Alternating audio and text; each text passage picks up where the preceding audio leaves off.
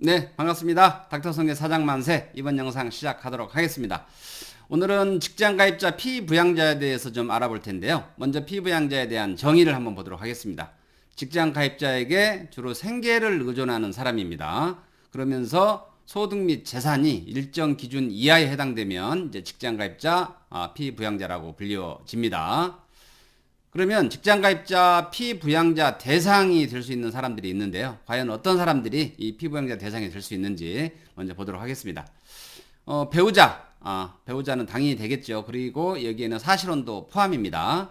그리고 두 번째는 이제 직계 존속입니다. 이제 아버지, 어머니, 그 다음에 조부모 다 이제 피부양자 대상이 될 수가 있고요. 근데 여기서 배우자의 직계 존속도 포함입니다. 나뿐만이 아니고 배우자의 직계 존속도 포함이고요. 그 다음에 직계 비속입니다. 자녀나 손자녀, 직계 비속 및 그 배우자, 자녀의 배우자 또는 손자녀의 배우자도 대상이 될 수 있다. 이렇게 보시면 되겠습니다. 그리고 여기서 직계 비속을 판단할 때 배우자의 직계 비속도 판단이 됩니다. 아까 직계 존속을 판단할 때도 배우자의 직계 존속도 포함됐었던 것처럼 직계 비속을 판단할 때도 배우자의 직계 비속이 포함입니다. 그리고 마지막에 형제 자매, 이렇게 직장가입자 피부양자 대상이 될 수가 있습니다. 정리하자면 배우자, 직계 존속, 직계 비속, 그다음에 형제 자매 이렇게 해당이 된다. 이렇게 보시면 되겠고요. 그러면 이 대상자 모두가 피부양자가 될 수 있느냐? 그건 아닙니다. 이제 세 가지 요건을 갖춰야 됩니다. 전부 다 엔드 조건입니다. 자, 이 세 가지 요건 중에 부양 요건을 한번 보도록 하겠습니다. 자, 부양 요건은 아까 말씀드렸던 피부양자 대상자 있죠? 자, 배우자, 직계 존속, 그 다음에 직계 비속 및 그 배우자, 그 다음에 형제 자매. 이 피부양자 요건 대상자 중에 이제 이 부양 요건을 갖추면 되는데, 이 부양 요건은 사실 굉장히 좀, 세밀하고 복잡하게 되어 있거든요. 그래서 제가 이 시간에 설명을 다 드리지는 못하겠고, 이제 국민건강보험법 시행규칙 별표 1에 나와 있거든요. 그래서 필요하신 분들은 참고해서 보시면 될 것 같고요. 어쨌든 부양 요건은 대상자 중에 일정 요건을 갖추게 되면 부양 요건을 갖춘 걸로 본다. 이렇게 보시면 되겠습니다. 자, 두 번째 소득 요건이에요. 이제 굉장히 중요한 부분인데, 피부양자가 되려면은 이제 일정 소득 이하라야 되는데 그 소득 요건을 보도록 하겠습니다. 먼저 종합소득 금액이 연간 3,400만 원 이하라야 됩니다. 그런데 이게 2022년도 7월부터는 2천만 원 이하로 변경될 예정이거든요. 다시 한번 말씀드립니다. 종합소득 금액이 연간 3,400만 원 이하라야 된다. 그리고 2022년도 7월부터는 2천만 원 이하로 변경될 예정이다. 이렇게 보시면 되겠습니다. 그 다음에 두 번째, 사업 소득이 없어야 됩니다. 종합 소득에는 이제 여러 가지 소득이 있죠. 이자, 배당, 사업, 근로, 그다음에 연금, 기타 이렇게 이제 다양한 종류의 세금이 이제 합해져서 종합 소득을 이루는데, 종합 소득 금액은 연간 3,400만 원 이하인데, 종합 소득 금액 중에 또 사업 소득은 없어야 됩니다. 종합 소득 금액은 연간 3,400만 원 이하면 되고, 그런데 사업소득은 또 없어야 됩니다. 그런데 일정 기준의 경우 사업소득이 없는 것으로 간주를 하거든요. 이제 그 일정 기준을 한번 보도록 할게요.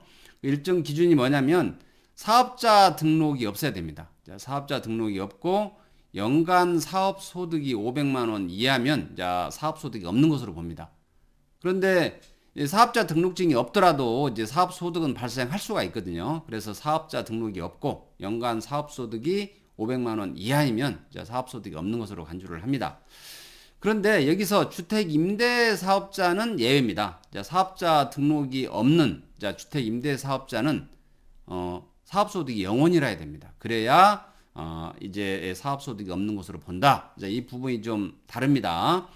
원래는 사업자 등록증이 없고 연간 사업소득이 500만 원 이하면 사업소득이 없는 걸로 보지만 사업자 등록이 없는 주택 임대 사업자 같은 경우는 이제 사업소득이 500만 원이 아니고 0원이라야 된다. 그래야 이제 피부양자 소득 요건에 이제 맞출 수 있습니다. 그 다음에 또 있습니다. 사업자 등록이 있는 경우입니다. 사업자 등록이 있고 사업소득이 없어야 됩니다. 사업자 등록이 없는 경우에는 사업소득이 500만 원 이하면 되지만 자, 사업자 등록이 있는 경우에는 사업소득이 무조건 0원이라 해야 됩니다. 그런데 여기에도 예외 규정이 존재합니다. 매우 어렵죠. 자, 건강보험료는 매우 좀 이렇게 자세히 확인하지 않으면 이제 실수할 수 있는 이제 그런 부분들이 굉장히 많거든요. 자, 이 경우는 뭐냐면 사업자 등록이 있는 경우에는 이제 사업소득이 0원이라 해야 되는데 장애인이나 이제 국가유공자 등의 경우에는 이제 사업소득이 500만 원 이하라고 하더라도 이제 사업소득이 없는 것으로 간주를 합니다. 그런데 여기에서 기혼자인 경우 있습니다. 기혼자인 경우에는 나 말고 배우자도 이와 같은 요건을 똑같이 구비를 해야 됩니다. 즉, 피부양자가 되려면, 피부양자의 소득 요건을 맞추려면 나뿐만이 아니고, 나와 혼인하고 있는, 혼인 중에 있는 이제 배우자도 똑같이 이 요건을 맞춰야만이 소득 요건을 맞춘 걸로 본다. 이렇게 보시면 되겠습니다. 자, 소득 요건 말씀드렸고요. 다음에는 이제 재산 요건 말씀드리도록 하겠습니다. 자, 건강보험료 피부양자 대상이 되려면 요건을 맞추려면 부양 요건, 그 다음에 소득 요건, 재산 요건 이 세 가지를 꼭 맞춰야 되는데 마지막으로 재산 요건을 한번 보도록 하겠습니다. 일단 재산세 과표는 5억 4천 이하라 해야 됩니다. 재산세 과표는 5억 4천 이하라 해야 된다. 그런데 이게 2022년 7월부터는 재산세 과표가 5억 4천이 3억 6천으로 변경될 예정입니다. 이제 대폭 확대가 되겠죠. 두 번째는 재산세 과표가 5억 4천을 초과하는 경우 있습니다. 5억 4천을 초과하고 9억 이하인 경우에는 이런 경우에는 조건이 하나가 더 붙어요. 연간 소득이 1,000만 원 이하라 해야 됩니다.